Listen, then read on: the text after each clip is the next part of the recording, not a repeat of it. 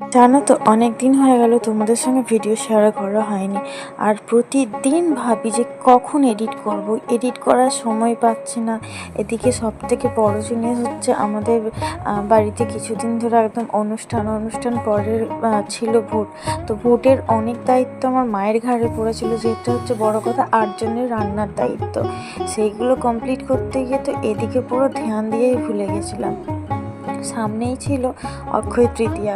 আর অক্ষয় তৃতীয়াতে কাদের ওখানে মানে কি বলে ঠাকুর পুজো হয় একটু বলবে তো? কারণ আমাদের এখানে তো হরি মন্দির রয়েছে, মানে শ্রীকৃষ্ণ রাধাকৃষ্ণর মন্দির রয়েছে। আর সেই রাধাকৃষ্ণ মন্দিরটা পুজো হয় অক্ষয় তৃতীয়াতে। 3 দিন ধরে আমাদের নাম হয়। আর সেই একটাই কীর্তন হচ্ছে, সারা রাত ধরে চলবে, আপ টু 24 ঘন্টা। আর এই কথাটা তোমাদের সঙ্গে কেন শেয়ার করলাম, আমি যে ছোট থেকে মানে দেখে এসেছি এই অনুষ্ঠানটা হয়ে এসেছে। এবং এটা যখন ছিল লকডাউনে তখন ওই কীর্তন কিন্তু বন্ধ করা হয়নি, ওই কীর্তন চালিয়ে যাওয়া হয়েছিল। তো যাই হোক, এই করতে করতে আমাদের সময়টা পুরোপুরি চলে গেছে। আর ভিডিও এডিট করবো ভাবি, কখনো হয়ে উঠতে পারিনি। আর কাজের প্রেশারও অনেকটাই পড়ে গেছে। তো আজকে সত্যি কথা বলতে রান্না করেছিলাম ঝিঙে দিয়ে, আলু দিয়ে আর চিংড়ি মাছ দিয়ে ঝোল। আমার না অনেক দিনের ইচ্ছে ছিল যে ঝিঙে আলু দিয়ে চিংড়ি মাছ দিয়ে ঝোল খাবো।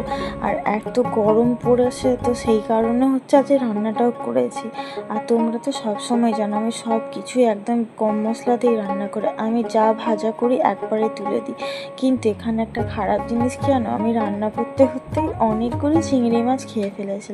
হ্যাঁ, চিংড়ি মাছের একটু হচ্ছে ইচ্ছা, পাগুলো দেখে কেউ ভাববে না যে চিংড়ি মাছটা ভালো করে বাছা হয়নি। ওইটুকু চিংড়ি মাছে তো কী রাখবো কী ফেলবো কিছুই খুঁজে পাচ্ছিলাম না।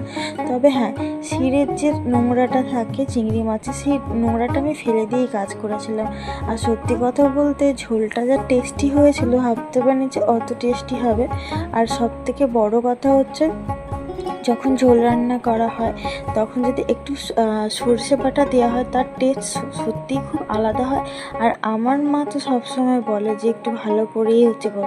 আর প্রথমে যখন করেছিলাম দেখলে, প্রথমে শুরুতে আমি তোমাদেরকে দেখিয়েছিলাম তিল বেটে, তো ওর মধ্যে পোস্ত আর তিল বেটে দিয়েছিলাম, যেহেতু একটু গ্রেভি টাইপের হবে। আর পোস্তটা দিলে সব রান্নাই ভালো হয়। আর সত্যি কথা বলতে এরকম ঝোল যখন পাতের মধ্যে ভাতে মাখিয়ে দিলাম, ওফ, সেই খেতে লাগছিল। কেউ তো আমার নাম করলো না, কিন্তু আমি নিজে খেয়ে নাম করেছি। আর এখন ভিডিও এডিট করার সময় কিরো হচ্ছে আমার কাছে শুয়ে আছে, আমার মাথায় লাথি মারছে না, এটা একদম সত্যি কথা। আর আজকের ভিডিওটা তোমাদের কেমন লাগলো অবশ্যই জানাবে। এই ঝোল তো ভোলার নয়। আর আবারও নতুন রেসিপি